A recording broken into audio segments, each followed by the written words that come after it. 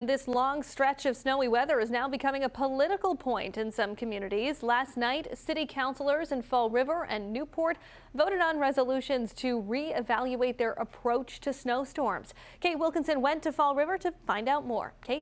Despite Wednesday's thaw, we're still seeing snow piles like these, causing streets to look a lot narrower than they used to be. It's been weeks since that first major storm, and newly elected Fall River City Councilor Michael Caniel says that his phone hasn't stopped ringing. People of Fall River are not happy with the snow response. Driving down a side street here like King Philip, you'll see that snow piles, particularly between cars, have refused to budge.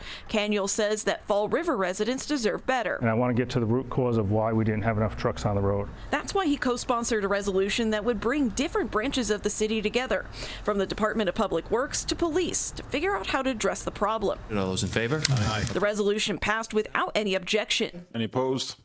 Ayes have it. About 30 minutes away, a similar resolution brought on by Mayor Charlie Holder passed in Newport, but not without discussion. I think we can kind of fine tune some things. I got so many emails, I was ready to drive a snowplow. And I think it's time for perhaps some of the residents to make sure that they have some sort of help. This council voted against hiring more boots on the ground, which is exactly what we needed for this storm.